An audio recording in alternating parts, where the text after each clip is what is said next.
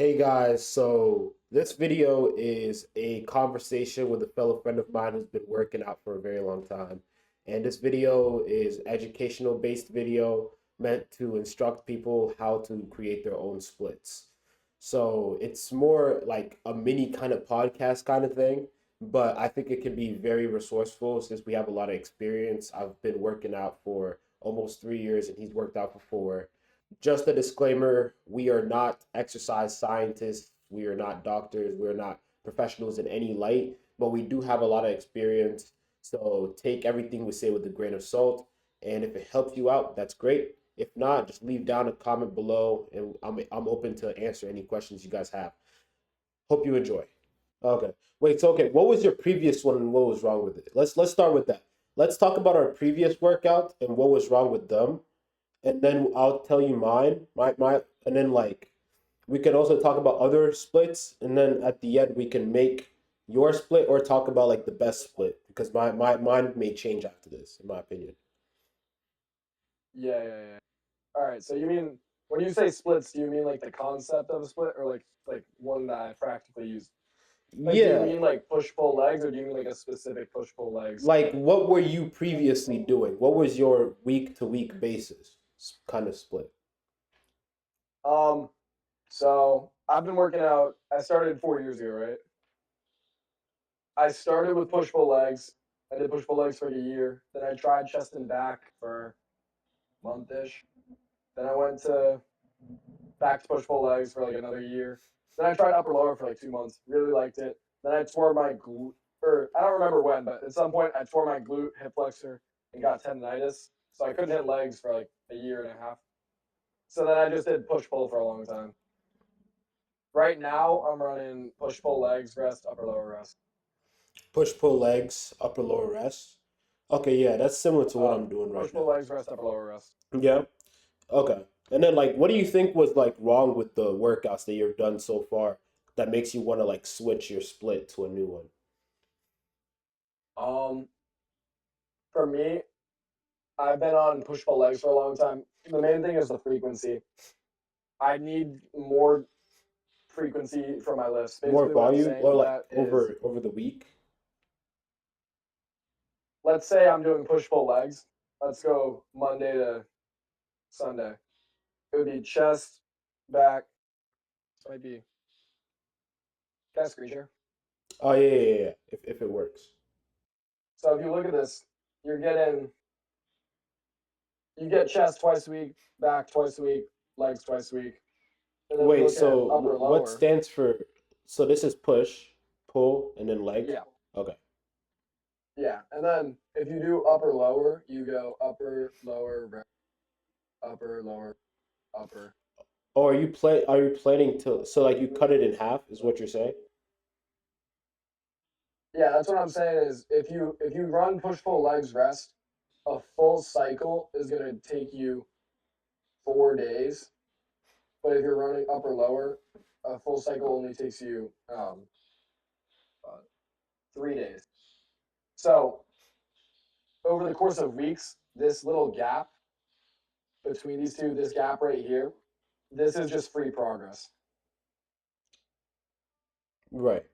But to make this kind of setup work, you also need to optimize the sort of workouts and volume and overall intensity you're doing each workout because you need to let your body rest. Like I don't know what your kind of rest is, because it looks like, are you planning to go to upper lower straight up or like a mix of both?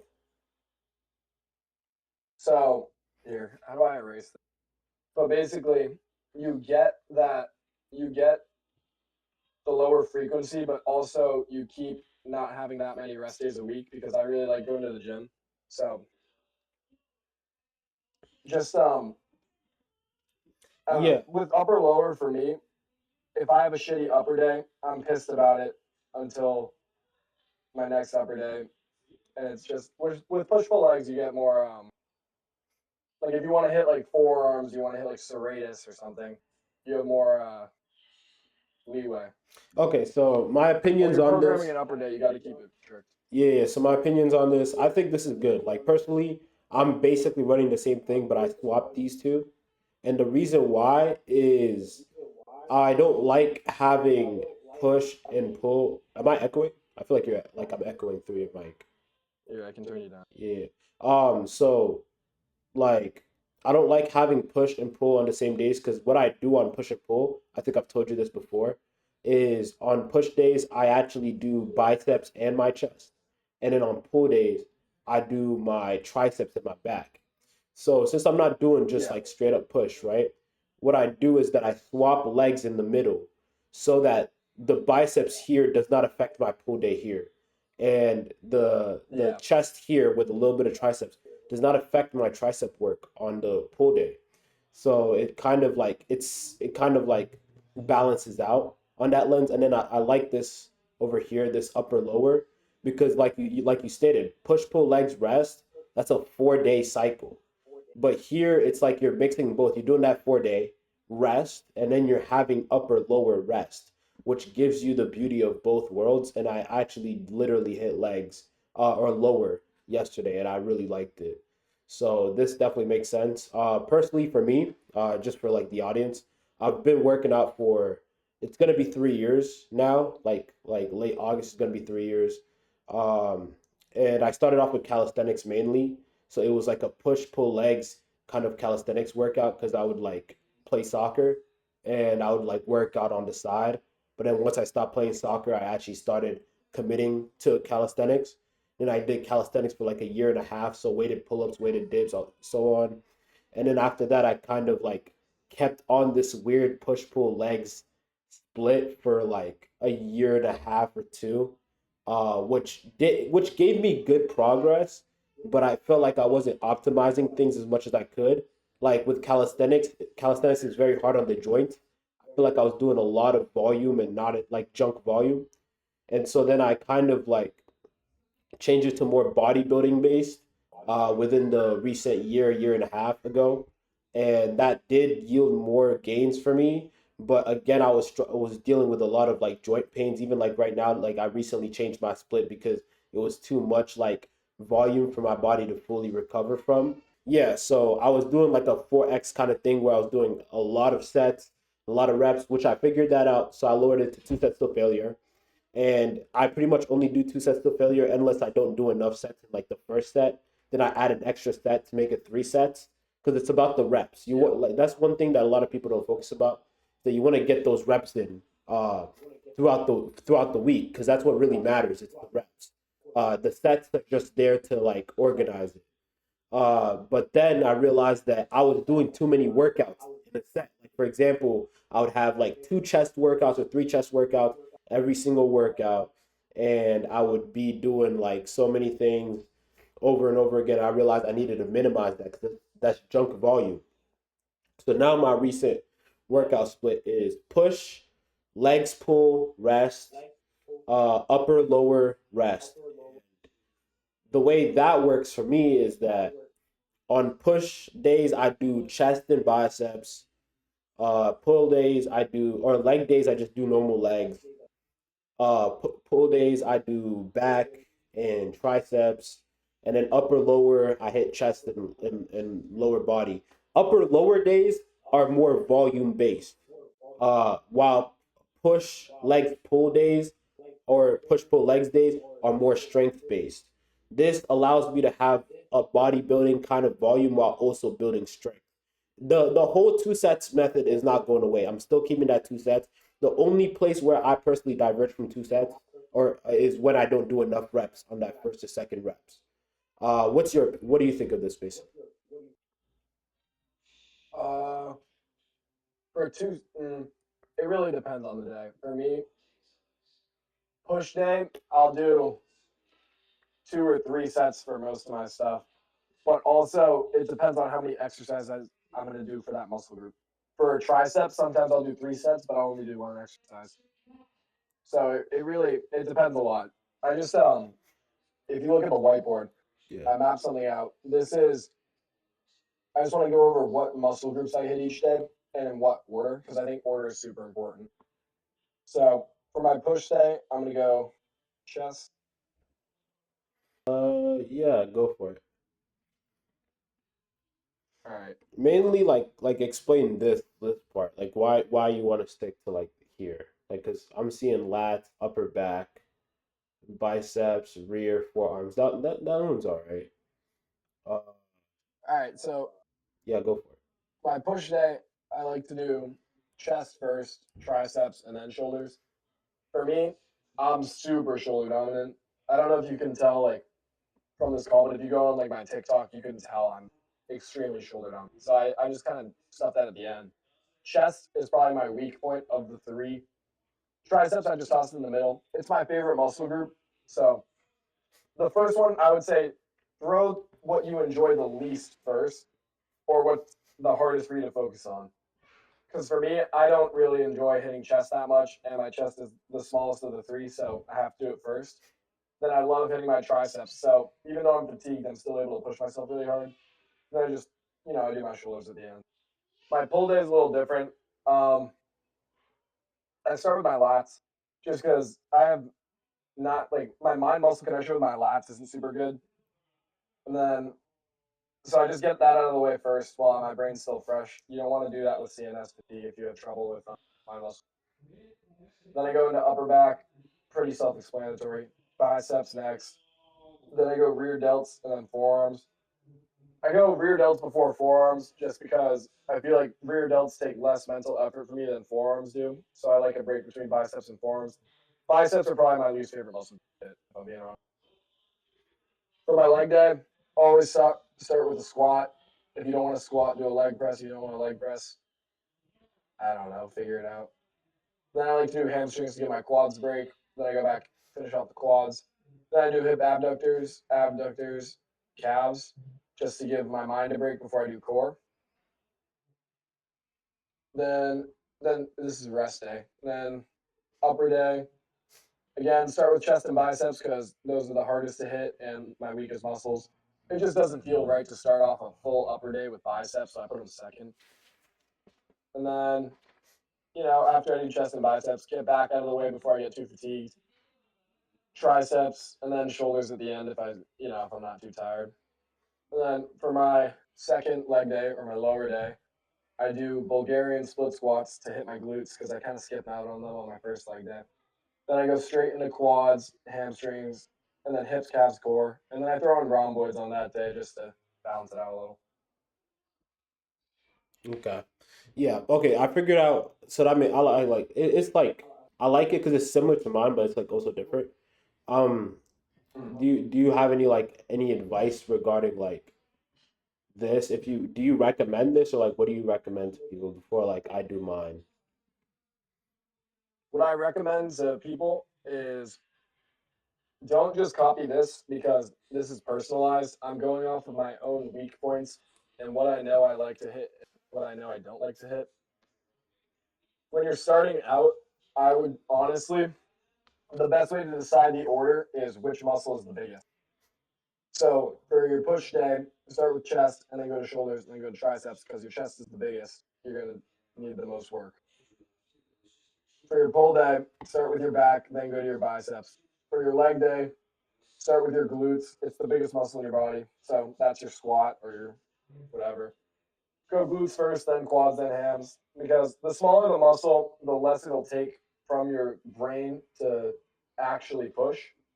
So you want to start with the bigger muscles where you're going to be accumulating a lot of fatigue. Because when you get to the smaller muscles, it just takes less perceived effort. Also, when you're perceived, like when you hit a small muscle, you can fatigue it to the point where it'll hurt you on your other list. Let's say I'm hitting pull day and I start with forearms because I want to bring up my forearms. I would be screwing myself for all of my back exercises because I'd have no grips. What? Your cursor. Oh, Yeah. All right. Yeah. Okay. So obviously these two leg days are not the exact same. Those are just the muscle groups that I hit there.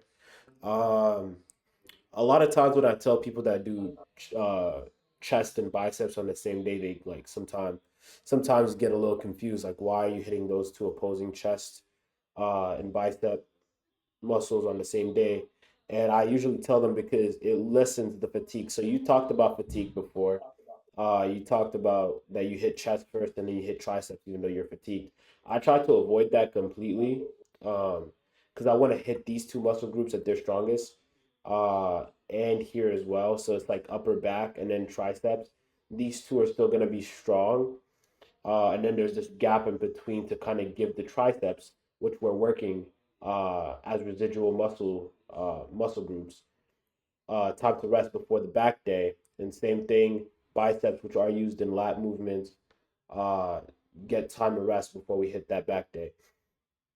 Especially like since I do dips hit triceps heavy. That's why I don't hit triceps here anyways, because I'm already hitting them really hard with chest. And then here back like lat pull-ups or whatever, those also hit triceps somewhat, not directly, but they also do hit biceps. So it's like this weird X alternating kind of movement we have there going on. Quads, these 2 days, these two pull days or these two leg days are hitting two different parts of my legs. I'm still hitting every single muscle group here, but each one is emphasizing a different part of it. So this one is more emphasis on the glutes and the hamstrings, while this one has a more emphasis on the quads. The abs and the calves are still being hit the same amount, and the reason why I have it that way is that I want this to be balanced off the bat. For a lot of people who may be watching this, maybe you just came from just push pull legs rest, which is like we said, 3 or 4 day frequency. 4 days, Push pull legs is 4 day cycle. 4 day cycle, right? So in this case, we're having the best of both worlds with upper, lower, and push pull legs. But also with this sort of kind of cycle, with this 4 day to 2 day, mixing it all into 1 week, you're still working each muscle group 2 times a week. While also, since you're alternating, you're allowing each side of the muscle groups to get enough rest to recuperate for other. If you were hitting each of these muscle groups the same amount on each of these days, you would not be able to recover properly. That's why each of these days has to emphasize a particular muscle group while still hitting the other ones, so you can still build a certain amount of muscle within each day-to-day basis. So that's particularly why I'm hitting it this way. Upper day is mainly volume because I have so many muscle groups to hit. I can't train each one at the same extent that I can train these ones individually. So it's a more volume based today. I'm hitting everything just a little bit to stimulate that muscle growth, a little bit of that strength growth, but it's not going to be as heavy as when I'm hitting them individually. Same thing with the legs, more back side kind of oriented. Matter of fact, I forgot to add, this one also hits a lot of the lower back because when I'm hitting like hamstrings and glutes, uh, I do Yeah. like for my first workout, I usually do RDLs, which do hit the glutes and hamstrings heavy, but they also hit the lower back and like thoracic kind of muscle, the erectors very well. So this is pretty much my You ever do own back frequency. extensions? What's up? You ever do back extensions? I used to, but I realized that I don't necessarily need to now because I'm doing RDLs. They kind of do the same thing, but back extensions are more like isolated, right? I may work them in on Yeah. this leg day, probably. I may consider adding that. But for right now, I kind of have it going on like that. Um, and I think that's what's working best for me at the moment, I would say, because I don't want to like throw in too much volume too quickly. I want like my body to adjust to this whole kind of setup here. What do you think? Uh, I agree with what you said about for your for your pull day when you do your triceps, you like them to be fresh for dips. I know I feel a similar effect on my push days. I used to start with triceps, and for skull crushers, I actually had to lower the weight because when I do it after I bench and after I do flies, it is a lot more difficult. I agree. Yeah, yeah, yeah. And that's pretty much why I wanted to really change it up because before I was throwing a bunch of junk volume. Pretty much what I essentially did is beforehand, why I was getting injured a lot, is that I was keeping the level of intensity of all my workouts the same. So throughout the whole week, I would train at the same intensity, which would fatigue my body to incredible lengths. But here, these days are more intensity based. So I have less workouts on here, but I get to work harder. I get to push my muscles. So in a sense, this push legs pull is more of like closer to a powerlifting kind of setup.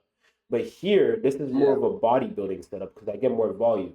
So I get the best of both worlds from both of them.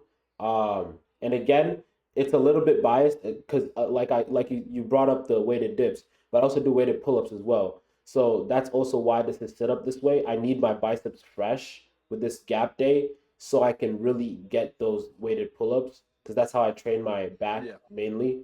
Uh, and again, like Mason said, this is purely based on me, right? I did this because I identified a couple issues why I was getting injured a lot, what I needed to change, what I needed to emphasize, right? Like here, my chest is already pretty decently sized, not like incredibly big. I wanted to get bigger, especially my upper chest. Like Mason said, I think he said he wanted to emphasize the chest mainly because he wants it to get bigger. But me personally, I want my upper chest to get a little bit more size. So I already start off my push days with dumbbell bench or incline Smith machine to work on that. And I don't emphasize weighted dips as much, even though they work the lower chest mainly, uh, because I don't necessarily need to for the size growth. That's why I only hit it once a week, which is this day, and then the other days I don't touch it whatsoever. So for people watching this, the best way, in my opinion, and I think Mason would agree, is that play around with push pull legs, play around with all of these other sets. As a beginner, I wouldn't jump straight into this because your muscles and your body needs to almost work into this. We are experienced because we've been working out for years now, and we need more volume to get growth. But for you as a beginner, you don't need as much volume. You could start off with push pull legs, and in the first 6 months, you will gain a significant amount of muscle growth. But as you develop as a lifter and you see any plateaus or so on, then you should start looking into stuff like this and really experimenting with yourself. What do you think, Mason? Uh, yeah, I just wanted to touch on one of the things you said. Yeah. For your upper day, you said that you change your intensity between the 2 days. So you push hardest on your like push and pull days. Because I'm newer to upper push pull legs, upper lower. I've either done upper lower or push pull legs. And last upper day, I ran into a problem where I programmed myself 4 sets of chest and I think 4 or 5 sets of back. And I ended up doing my normal 5 sets of chest and 6 sets of back. By the time I got to triceps, I was on my second set and I was like, I don't even know if I can push this at all Yeah. because my brain was so fatigued from going to failure that many sets already. I think if you're gonna keep the intensity, you can, but you need to remember that it's a full upper day. You can't expend so much just for chest or just for back or just for biceps. You need to save it because I didn't even get to shoulders my last upper day. If I if had that, I just had to follow the program to be honest. I'd only programmed myself 4 sets of chest. I think five. No, it might have been four. But like by the time I got to biceps and triceps, like I should have been completely fine, but I wasn't. Yeah, and even like with this new kind of thing that I'm doing right now, literally the best way I'd recommend, because like you could take the advice that we were saying, but literally the best way that I could recommend somebody to make the perfect workout split for them is to use AI and also to track their workouts. Like I don't know every single workout that I take, but I make a mental note, and then like what you could do is that you could go to AI, do what you're tell it what you've been doing, everything to the point of detail, what plateaus you've been going through, and then work with it. Like what I did for this one, I went to Gemini, work with it to make that so-called workout work for you. Because honestly, ultimately, this workout split won't work for you, right? It could work for you, but it most likely won't because everybody needs their own specialized workout to suit them, whether they want to improve in a certain set of things or whether they're experiencing failures in certain categories of working out. So that's why it's flawed when people see on social media someone who's jacked and they say, "What's the workout split?" Because it could help you build muscle, but it most likely won't affect you as much as it's affecting them because it's working well for them. and it may not always work for you. Like the gym is literally like a lab where you experiment with things. I know like there's a lot of jokes with it with like people who take gear and stuff like that and like creatine and so on, but like it literally is. You got to experiment with your body. So like like what do you think, Mason? Yeah, I agree with that. I agree. When you're writing a split, you need to tailor it to yourself. And honestly, the biggest thing you should do is experiment with how much volume you can handle. Everyone's different. So for me, I used to do like, I don't know, like 10 sets of chest or something ridiculous. Now I get way too fatigued. So then every week I would take it down a set or two. And then if I wasn't sore, I would bump it up a set or I'd bump up my intensity. The main thing for me is I try to keep my intensity as high as possible for as many exercises and as many sets as possible. If that means I only get to do one exercise for triceps, even though I love triceps so much, it's probably my favorite to hit. I've brought myself down to only doing skull crushers, and I only do two sets just because I know after that second set, like I really slam that set. Like if I do any more, I'm just beating myself. Yeah, I agree. And I think another point that I'd like to bring up is like deload weeks, because this is something that's definitely not emphasized enough in the workout community. What a deload week is pretty much every like 4 or 5 weeks, maybe even 6 weeks, something like that. I think it's 6 weeks. You take 1 week uh where you deload on every exercise. So you take 5 to 10 pounds off. Actually, take like 10% to 20% off on all of the workout, on all of like the different lifts and weights that you're doing. And you do that for an entire cycle of a week, and then you come back to doing your normal weights the following week. What this deload week does is pretty much it alleviates stress on your ligaments, your muscles, and your tendons, so on, so that all of that built up tension and stress from like constantly following this program that you've curated is alleviated throughout that week to give the body some time to recover, some time to rest without necessarily losing any muscle or strength. I personally started doing deload weeks with this new cycle that I'm doing. I've been doing it for like, I think almost 2 weeks now. And my deload week is in about 4 weeks. I've kind of been on a deload week anyways because my shoulder has been healing from the constant abuse that I was doing to it because of my last workout regimen. But once I'm fully healed up, I'm gonna just continue going with what I'm doing right now, and I will eventually hit that deload week and then repeat. That's why like you have these mini rests that build up to that bigger rest. And another thing I wanted to touch on, what was I gonna say? Shoot. Um, If I could just say something yeah, about yeah, the you can say deload it. week. You can say it.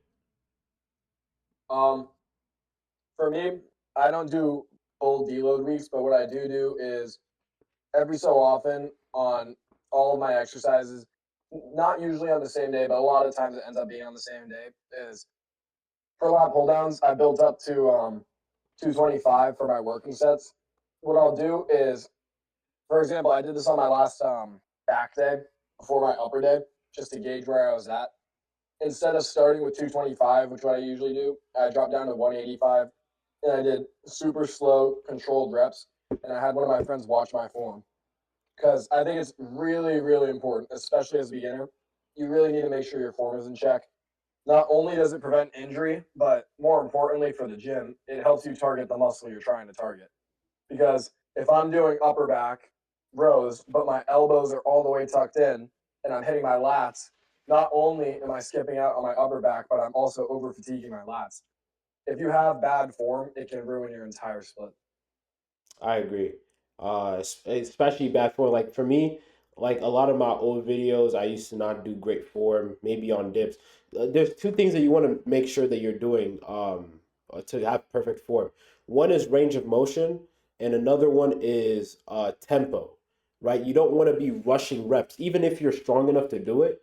If you're rushing them, you're putting a lot of stress on the tendons. So even if you're strong enough to lift that weight, you may get injured because you're moving it too quickly, but it's almost impossible to get injured. I said almost, keyword almost, to get injured if you're controlling a weight that you're strong enough to handle.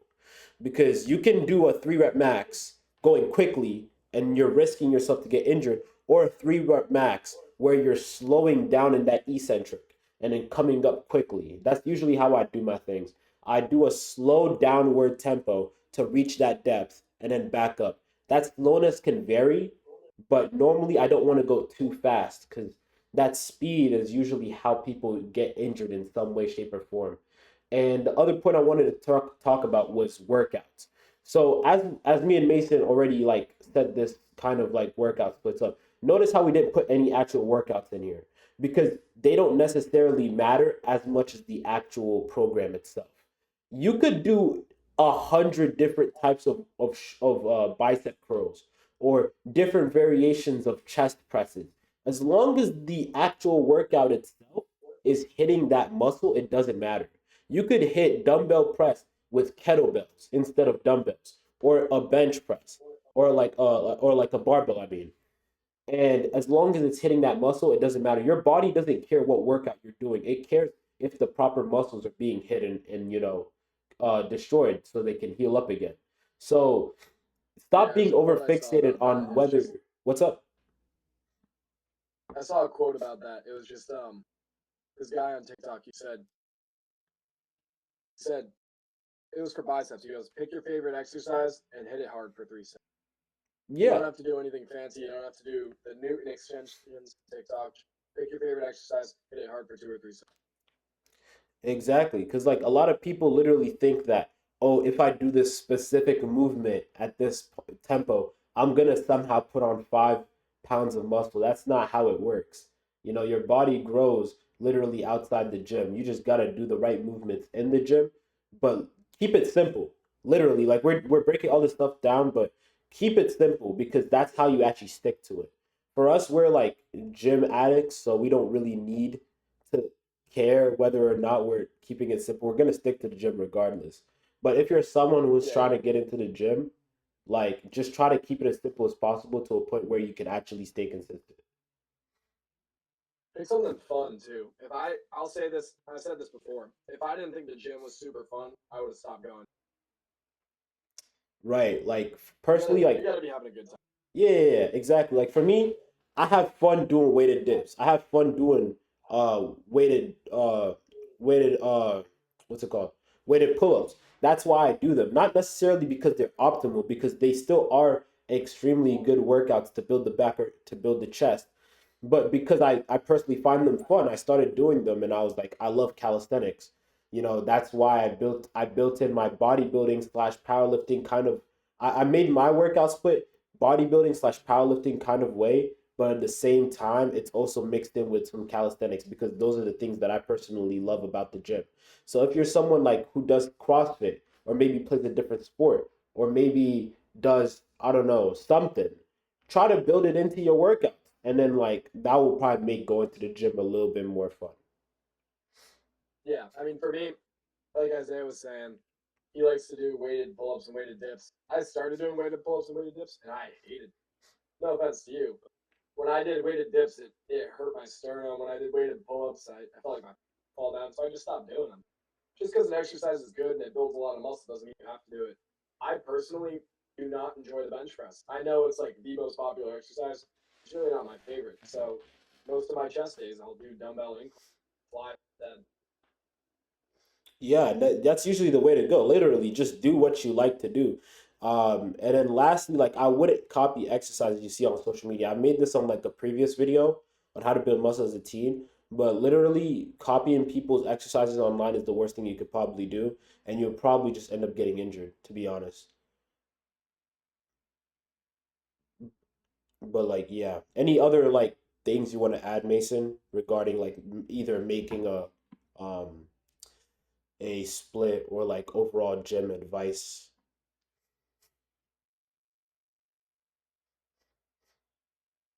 I think I'm. You good? I think we covered everything. Yeah, I think we I did think we too. covered like majority of the majors. Right, yeah. And I guess we could like list some other splits. Like I know the Arnold split is a thing, upper lower bro split, push pull leg split. What else? Growth split. Yeah, I think I said that. Anything You ever else? see anterior posterior? Yeah, that too. Or like full body. Buddy. Those are other ones that you could experiment with. Personally, I haven't tried a lot of those. I personally didn't like the Arnold split because I felt like it was too much. volume and intensity for me. I guess if something is too much volume, you can adjust the intensity to make it actually doable for your body. That's something I realized. Yeah, But like, I'd be careful with that. yeah, yeah, For yeah, me, I think intensity is one of the only ones when you're going to the gym, as especially as a beginner, you don't really have a gauge for how close to failure you are. right. So you want to like when you're a more advanced lifter, it's easier to be like, okay, I'm gonna go one RIR, two RIR. RIR is reps in reserve, by the way, if you're unfamiliar with the term. Majority of like professional bodybuilders, I think, stick to training like failure, zero RIR, or one RIR. So zero RIR is just you finish your rep and you go, okay, if I go for another rep, I'm not gonna be able to. One RIR is you go, okay, I can only do one more. You get the concept. But when you're a beginner, what you perceive as your limit is super far from it.